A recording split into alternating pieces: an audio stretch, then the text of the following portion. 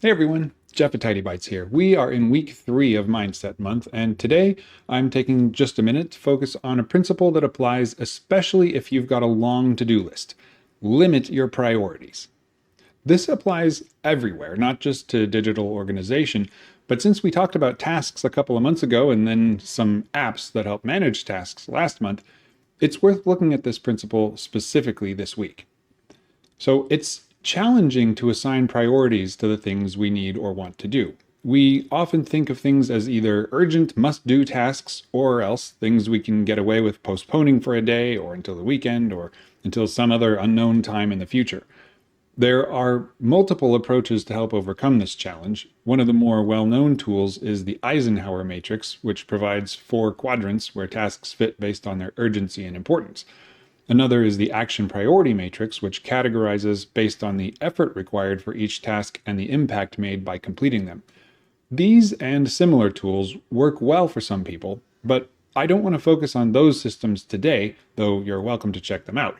Instead, consider only the idea that whatever your priorities are, however you choose what to do, limit yourself to a narrow set of significant goals. First, let me explain significant in this context.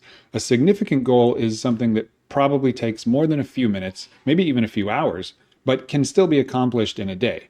It's something that moves you forward on a project or even completes it. It might stand on its own as a single task or be part of a longer process that you'll continue later. Also, it doesn't have to be objectively significant according to some measure like time or physical effort or cost. It might be something emotionally or psychologically challenging or draining that might only take a minute but feels much bigger than that, maybe a phone call or email about a serious topic. The point is to make sure that what you plan for yourself on a daily basis is achievable.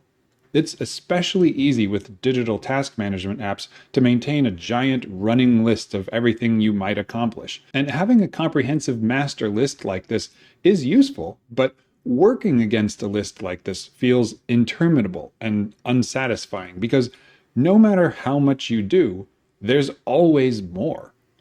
Now, this is part of the human condition that none of us can escape, but we can employ tricks to help us achieve satisfying goals that motivate us to get up and do it again the next day instead of feeling like Sisyphus pushing his boulder up a hill forever. One of the easiest tricks is to intentionally limit our immediate goals so we can't get distracted by hopping from one task to another, since, well, we have to do all of them, right? So, here's your action step for this week. Limit your priorities to not more than 3 significant tasks each day.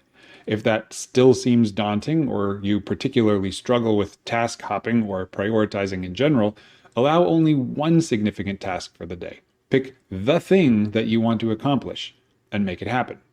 Now, that doesn't mean that you're not allowed to do anything else significant or that you can't do anything insignificant like feed the cat, water the plants, check your email, do the dishes, whatever.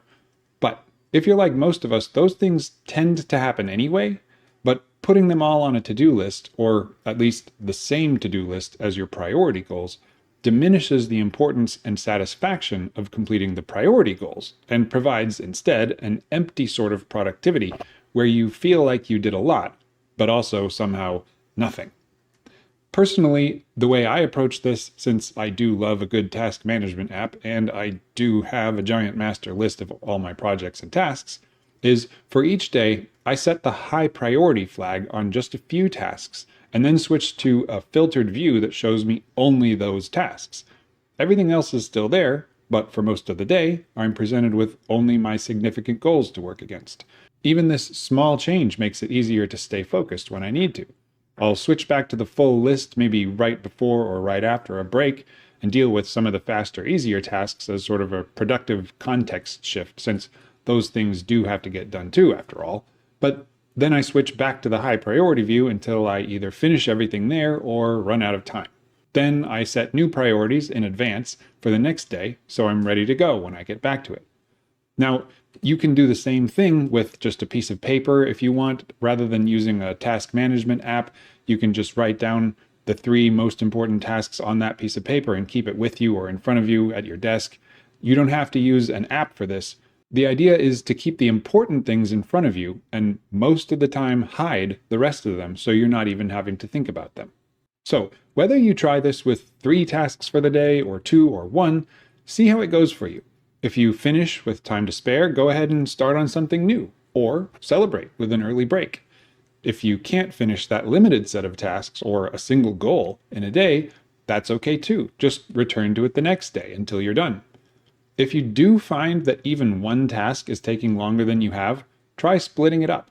Truly, just define it differently so you have, say, 4 2-hour tasks instead of 1 8-hour task. The psychology of it does matter. That's the whole point of Mindset Month. So, to recap, for week 3, your action step is to limit your priorities to no more than 3 significant tasks per day. And to start with, you can even cut that down to 1. See how much you get done and how you feel about it. Is it more or less satisfying and motivating than what you were doing before? Let me know in the comments. Happy data taming, and I'll see you next week.